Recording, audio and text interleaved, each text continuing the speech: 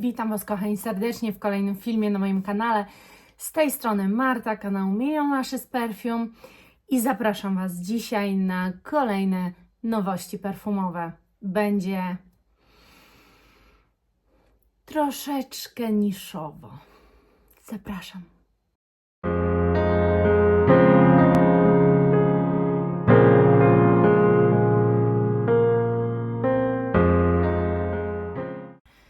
Pierwszy zapach, o którym Wam powiem, to jak zawsze zacznę od mainstreamu, bo coś mam.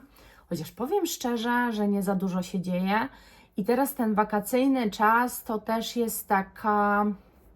No, marki się wstrzymują z pewnymi rzeczami, bo teraz ta sprzedaż, podejrzewam, że i tak nie jest na takim poziomie, jaki oni by sobie życzyli i nie jest to też takie zainteresowanie, jak jest ogólnie poza wakacjami, poza tym letnim okresem. Ale marka Gucci postanowiła wydać zapach. Jest to zapach Guilty Absolute de Parfum pour Femme. Jakby tutaj Wam powiedzieć, ja testuję cały czas systematycznie markę Gucci w tym roku. Muszę powiedzieć, że jak są nowości, to biorę tę markę i próbuję. Naprawdę cały czas coś próbuję. I nic. Szczerze Wam powiem, że zapach jest opisywany jako zapach kawowy. To jest śmiech na sali, nie kawa. Szczerze Wam powiem. Tu nie ma odrobiny kawy. Ja nie wyczuwam tu ziarenka kawy.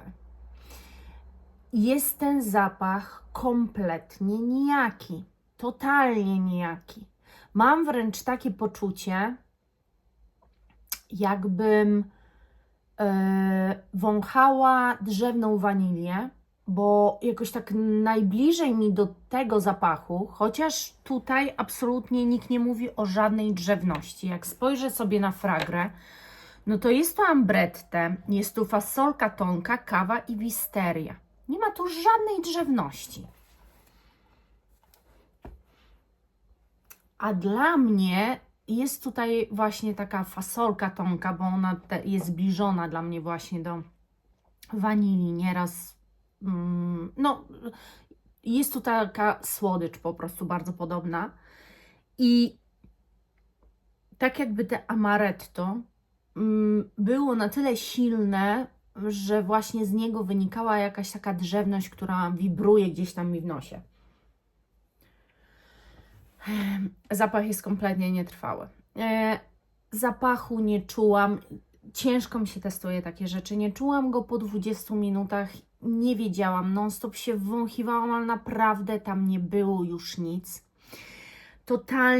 Totalna słabizna. Mam troszeczkę tej odlewki, muszę przyznać, natomiast no totalna słabizna. Zapach nijaki, niekawowy, nie jest też mocny ani wieczorowy. Mógłby to być ewentualnie, jeżeli ktoś tę kawę wyczuje, to raczej dzienny zapach niż wieczorowy. Tu jest też, że jakiś migdał ktoś wyczuwa. Kurde, ja nie wyczuwam żadnego migdału. Daję słowo, mogłabym troszeczkę może w jakiejś tam formie, tak, przyrównać, ale dosłownie delikatnej, bo to jednak ma moc Dolce & Gabbana The Only One. Troszeczkę podobny vibe. Właśnie tu też nie ma żadnej kawy, ale właśnie na mojej skórze one bardzo podobnie brzmią, z tym, że to ma moc i to naprawdę czuć. I to może nie jakoś strasznie projektuje, bo nie jest, nie powiedziałabym, że to jest zapach projektujący, ale jest całodzienny. Natomiast to no po prostu wyparowuje i o tym zapachu nie wiem nic. Kolejny zapach, o którym chciałabym Wam powiedzieć, jest to marka Aid & Bob. To jest marka, której ja kompletnie nie znałam, ale zauważyłam, że jest nowy wypust i postanowiłam po prostu spróbować.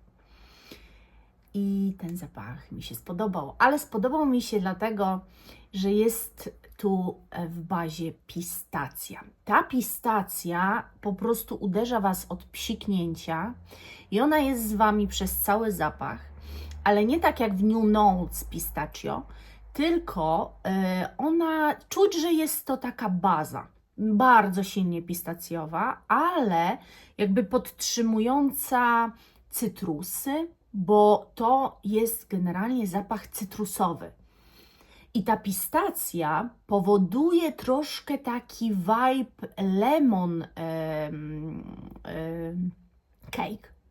Coś w tym stylu, coś jak jakieś ciasto cytrynowe, które jest nasączone na przykład jakimś takim zapachem pistacjowym, ale nic syntetycznego, bo czasami te zapachy do ciast, co kiedyś były, bo teraz za bardzo się tego nie używa, to jednak miały taki vibe syntetyczny. Tu nie ma syntetyczności, jest on bardzo, bardzo realistyczny.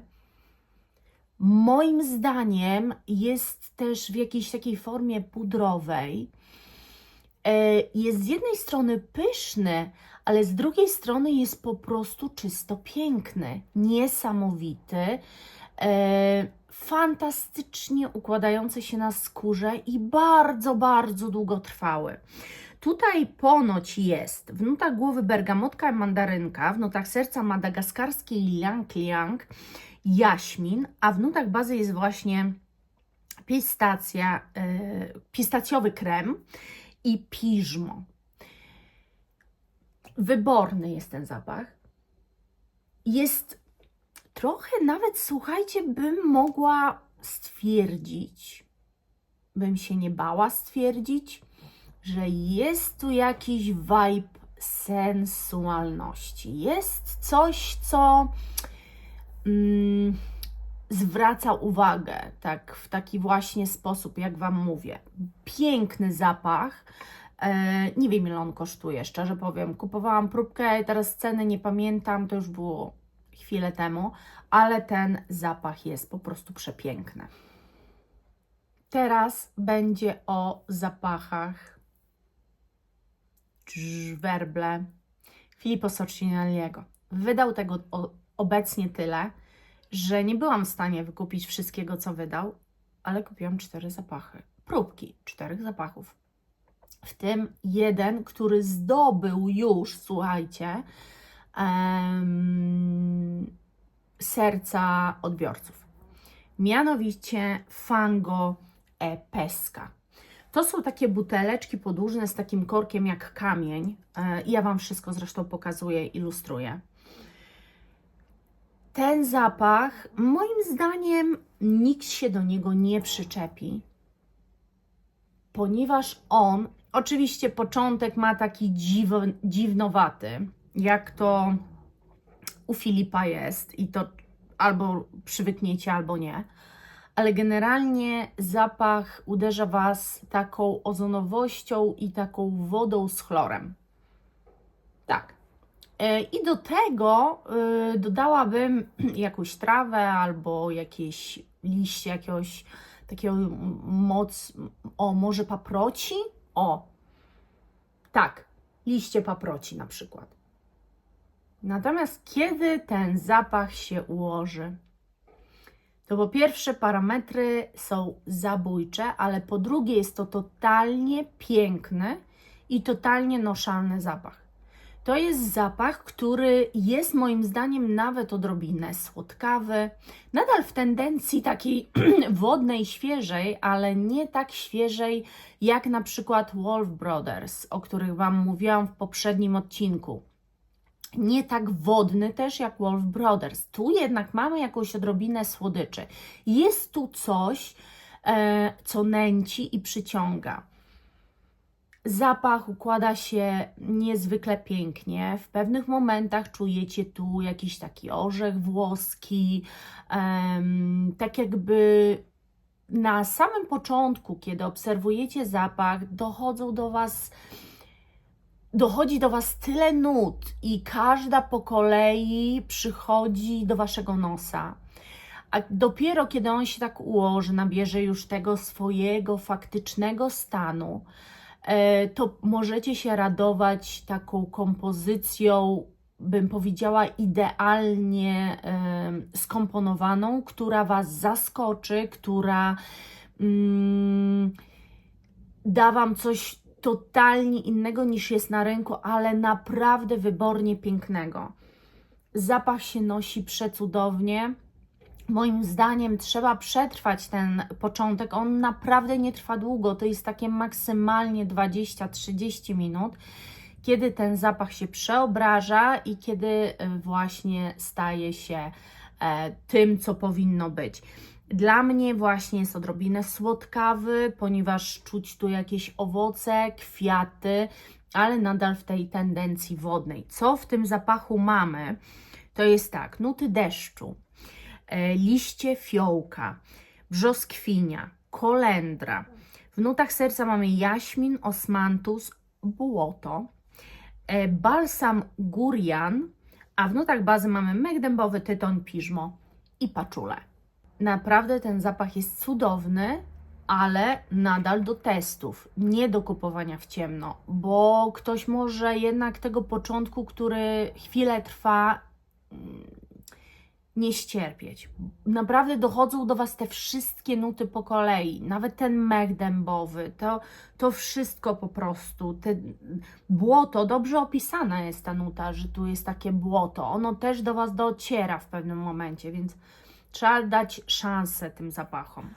Następny zapach Filipa to już są te takie buteleczki, które były na targach Essence. I to są takie z wylewającym się srebrem. Ja Wam wszystko pokazuję, ale jeszcze dodatkowo przecież muszę po swojemu opisać. Jeden z zapachów, który właśnie jest w tych buteleczkach, to jest Nebbia Fita.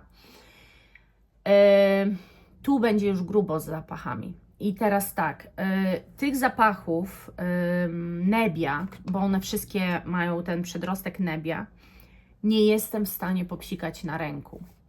Je czuć, nie da się tego zmyć, je czuć permanentnie. Mam wrażenie, że no, wżerają się w skórę, jak to się mówi. Natomiast bardzo mnie umęczyły.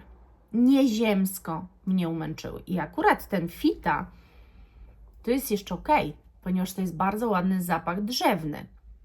Drzewny, taki ziemisty, ale ta ziemistość jest tak pięknie pokazana, bo tak w miarę delikatnie jest taka jakby spasowana z tą drzewnością. Ta drzewność nie jest balsamiczna, tylko jest taka fajna, dosyć wykwintna, można wręcz powiedzieć. Zapach jest naprawdę bardzo noszalny moim zdaniem. Pierwszy psik to jest taki olej benzynowy, ale on trwa 1 sekundę i zaraz czujecie tę właśnie ziemistość z drzewnością. Ja generalnie innych za bardzo nut tutaj nie wyczułam, chociaż w nutach głowy są nuty ziemiste właśnie, nuty serca wyszukane, drewna, a w nutach bazy jest paczula i bursztyn. I naprawdę moim zdaniem czuć ziemię z drzewem, ale to jest tak przepięknie podane, że naprawdę ultra ciekawy zapach, piękny. Moim zdaniem w ogóle faceci w tym zapachu by się zakochali, ale uważam, że znajdą się też kobiety, które bardzo ten zapach polubią. I z tych Nebbia, z których ja testowałam, ten jest naprawdę ok i mogłabym nawet polecić. Pozostałe dwa to jest już bardzo grubo. Następne, o którym Wam powiem, to jest Nebbia Densa. Śmieszy mnie, bo na przykład jest tutaj napisane, że jest to zapach drzewny, piżmowy, pudrowy, wodny, aromatyczny. Nie, on jest aromatyczny, z tym, że ta aromatyczność, moim skromnym zdaniem, to jest coś strasznego. Jest drzewny w jakimś tam stopniu, oczywiście, że tak, natomiast to drzewo jest stricte aromatyczne. Ta aromatyczność jest tak męcząca, to jest tak duszące. On nie chce się zmyć w ogóle, ten zapach się nie zmywa. Słuchajcie, możecie szorować, co chcecie. On się nie zmywa, on jest na Was następnego dnia i odrobina jeszcze następnego dnia. I próbujecie to przykryć, tak jak ja próbowałam sobie poradzić z tym zapachem, bo mnie mdliło. I on dalej wygrywa, a wszystko inne niknie. Po prostu nie ma szans w ogóle żadnych z tym zapachem. On jest tak męczący, jest mdlący. O Jezu, naprawdę umęczył mnie, chociaż muszę przyznać, że ten początek taki strasznie mocno męczący trwa dosyć długo, kilka godzin. I później jakby zaczął mi się już podobać, kiedy się ułożył. To ja już byłam tym początkiem tak zmęczona, że już tego później nawet nie chciałam czuć. Pokonał pierwszy raz chyba aż tak mocno mnie pokonał zapach, chociaż ten drugi równie dobrze sobie poradził z pokonywaniem mnie, ale tak dobrze sobie poradził z pokonywaniem mnie, że ja po prostu boję się wręcz tej próbki, nie psikam sobie już na ręce, bo wiem, co mnie czeka. Boję się dotykać w ogóle tego zapachu, bo wiem, że ja mogę 20 razy umyć ręce, a i tak on nie znika. Ja nie wiem, jak ten zapach jest stworzony, ale po prostu... I też nie wiem, czy kwestia jest tego, że mój nos tak strasznie mocno reaguje na ten zapach, a inni właśnie wyczuliby w nim co innego. Duże jest prawdopodobieństwo, że tak jest. Ale powiem Wam, że jak buteleczki mi się bardzo podobają, design tych buteleczek mega, to i jeden i drugi zapach zabił mnie kompletnie. Kompletnie. I powiem Wam jeszcze o ostatnim. Powiem Wam, co w tym zapachu jest, bo jest tak, kropla rosy, później jest gwajakowiec lekarski w sercu i piżmo, a w bazie jest drzewo sandałowe i vetiveria. Jest naprawdę źle. Naprawdę. To jest nie do opisania, bo to jest taka drzewność tak kurczę męcząca i tak wibrująca wszędzie, że ta drzewność jest po prostu aromatyczna, bo czuć, że to jest ta baza drzewna, ale to jest taka aromatyczność nieprzyprawowa. To jest taka aromatyczność, Jezu, nie wiem, jak Wam to wytłumaczyć, bo to jest naprawdę, ten zapach trzeba poznać, żeby zrozumieć, jak może coś strasznie mocno umęczyć. Ciekawa bym była, gdyby ktoś z Was to przetestował i mi dał znać, albo może przetestowaliście i znacie i odbieracie go inaczej. Ja nie byłam w stanie przebrnąć przez to absolutnie. I ostatni to jest zapach Nebbia Spessa Extra, Filippo Sorcinelli. To są wszystko ekstrakty, nie? I teraz tak. Ten zapach jest obiektywnie rzecz ujmując ładny. Jaki to jest zapach? Czujecie tu wodę z mchem. Tak jakby czyściutką wodę, bez żadnego chloru, bez niczego, spływającą po mchu. Troszeczkę ten zapach mchu niosącą. Taki jest początek. Natomiast on później robi się cytrusowo-kwaśny albo kwaśny od czegoś innego. Tutaj mamy krople rosy, wodne nuty i mech tylko. Więc nie wiem od czego, ale dla mnie on robi się kwaśny, mroczny, trochę miejscami ziemisty, cały czas wodny. Cały czas jest wodny, ale nie wiem, zmęczył mnie tak samo. Jest w nim coś takiego i tak samo jest mocny. Jest w nim coś takiego, co po pierwsze jest bardzo silnie męskie, bym powiedziała, nie uniseksowe, a po drugie wykwasza się strasznie. Strasznie na mojej skórze się wykwaszają te nuty. Robi się tak ziemiście, zielono, tak wręcz zbyt głęboko, zbyt silnie, to jest zbyt silne dla mojego nosa, chociaż ja nigdy bym nie powiedziała, że jest jakiś zapach, który powali mnie swoją mocą, to muszę powiedzieć, że Filippo 5 z plusem. Gdyby ktoś Ci dawał ocenę za to, jak potrafisz, nie wiem, może inaczej. Jest konkurs na najsilniejszy zapach, który zabije każdego. No to i Kirke i Herbapura moim zdaniem nie ma podejścia do tych zapachów nawet, bo to jest po prostu coś totalnego. No nie, słuchajcie, nie jest to nic dla mnie. Fanga, Pesca, super, moim zdaniem spodoba się naprawdę większości, a te nie mój nos nie akceptuje tych zapachów po prostu, więc dobrze, że nie przyszło mi do głowy w ogóle kupić tego w ciemno, słuchajcie, bo ja wszystkie zapachy Filippo Sorcinelli, a mam 3, mam kupione w ciemno i one są piękne. Natomiast to jest dla mnie po prostu nie do przejścia. To jest taki rodzaj zapachów zielono-aromatycznych, za którymi ja od zawsze mówię, że nie do końca przepadam, boję się takich, nie wybieram za bardzo takich. I jest coś w tym, że jeszcze jakiś taki zapaszek tego typu przejdzie u mnie, ale ekstrakt robi się problematycznie. Dajcie znać, czy coś z tego znacie, czy testowaliście te nowe Gucci Guilty. No kompletnie moim zdaniem nie kawowy, ale dajcie znać, jeżeli testowaliście. No i co? I ja za dzisiaj serdecznie Wam dziękuję. Mam nadzieję, że te nowości były dla Was interesujące. Buzieczki, kochani. Pa, pa!